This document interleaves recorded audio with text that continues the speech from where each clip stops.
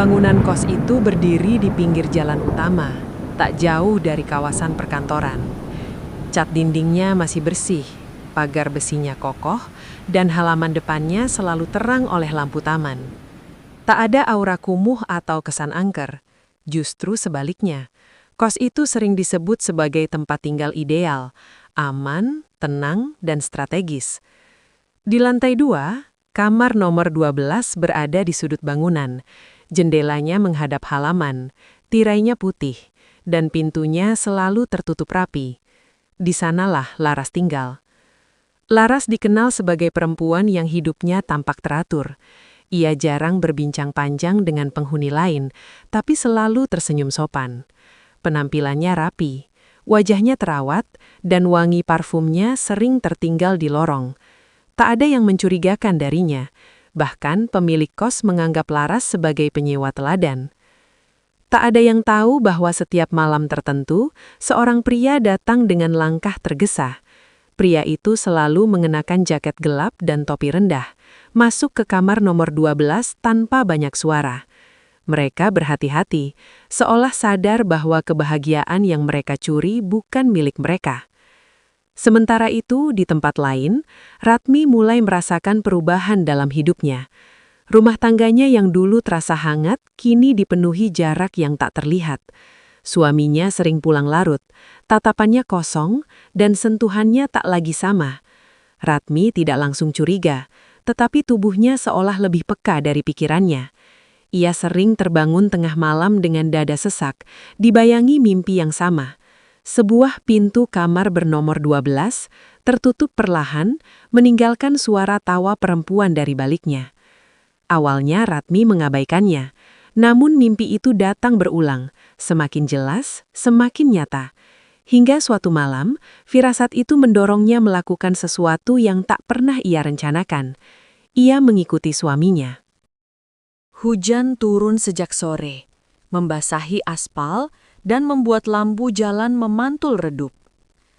Ratmi berdiri di kejauhan. Mantel tipisnya basah, jantungnya berdetak terlalu keras. Ketika ia melihat suaminya berhenti di depan bangunan kos yang tampak rapi dan terang, hatinya terasa jatuh ke dasar yang dalam. Tak ada kesan mencurigakan dari tempat itu. Justru itulah yang membuat pengkhianatan terasa semakin kejam. Ratmi menunggu hingga suaminya menghilang di balik tangga menuju lantai 2. Beberapa menit kemudian, sebuah lampu di sudut bangunan menyala. Kamar nomor 12. Langkah Ratmi terasa berat saat menaiki tangga. Kayu anak tangga berderit pelan, bercampur suara hujan yang menutup segalanya. Ia berhenti di depan pintu kamar itu. Dari baliknya, terdengar suara nafas lain, bukan milik suaminya. Ketukan Ratmi tidak keras, namun cukup untuk menghentikan semua suara di dalam. Pintu terbuka, memperlihatkan Laras yang terkejut. Wajah cantik itu membeku, senyum yang biasa ia kenakan lenyap seketika. Ratmi tak berkata apapun. Ia melangkah masuk, menutup pintu perlahan, seolah ingin memastikan dunia luar tak ikut campur. Apa yang terjadi di dalam kamar nomor 12 berlangsung tanpa saksi. Tak ada jeritan panjang, tak ada pertengkaran yang terdengar hingga ke lorong. Hanya keheningan yang terasa semakin berat, seolah kamar itu menyerap seluruh suara dan emosi. Di ruang sempit itu, kemarahan Ratmi akhirnya menemukan jalan keluarnya. Ketika hujan reda menjelang subuh, kamar nomor 12 kembali sunyi. Pagi harinya, pemilik kos mencium bau anyir dari lantai 2. Pintu kamar nomor 12 terkunci dari dalam. Setelah dibuka, Laras ditemukan tergeletak di lantai. Tubuhnya kaku, darah mengering di sekitar leher dan dadanya. Wajahnya membeku dalam ekspresi yang sulit diartikan, antara ketakutan dan penyesalan. Ratmi tak pernah ditemukan. Sejak hari itu, kamar nomor 12 dikosongkan. Namun kekosongan itu tidak pernah benar-benar kosong. Beberapa minggu setelah kejadian, kos itu kembali berjalan normal. Penghuni lama bertahan, penyewa baru datang. Dari luar tak ada yang berubah. Bangunan tetap terang, halaman tetap bersih, dan kamar nomor 12 kembali ditawarkan. Namun mereka yang mencoba menempatinya tidak pernah bertahan lama. Malam pertama biasanya terasa biasa saja. Malam kedua mulai muncul gangguan kecil. Lampu berkedip, hawa kamar terasa lebih dingin. Pada malam ketiga, suara ketukan pelan terdengar dari dalam kamar, seolah ada seseorang mengetuk dari sisi lain dinding. Beberapa penyewa mengaku mencium bau darah, meski kamar sudah dibersihkan berulang kali. Bau itu muncul tiba-tiba, lalu menghilang tanpa jejak. Yang paling sering terjadi adalah suara tangisan perempuan pada tengah malam.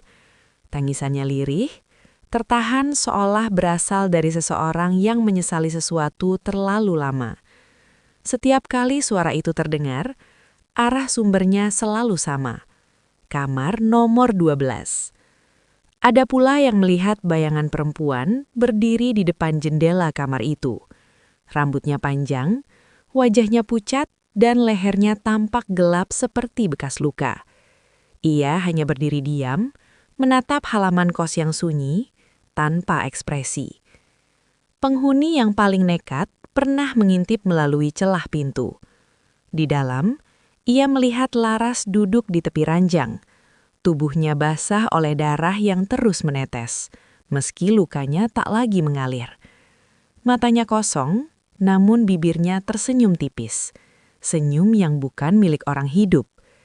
Sejak saat itu, kamar nomor 12 tak lagi ditawarkan. Orang-orang sekitar percaya arwah Laras terperangkap di sana. Bukan semata karena dibunuh, tetapi karena kematiannya menyisakan dendam, rasa bersalah, dan ketakutan yang tak sempat dilepaskan. Ia menjadi bagian dari kamar itu, menyatu dengan dinding, lantai, dan udara di dalamnya. Bangunan kos itu tetap berdiri megah dan terang. Namun semua orang tahu, di balik cahaya dan kerapian, kamar nomor 12 tak pernah kosong. Karena di sanalah Laras masih tinggal, menunggu, dan mengingat malam ketika segalanya berakhir dan sekaligus dimulai kembali.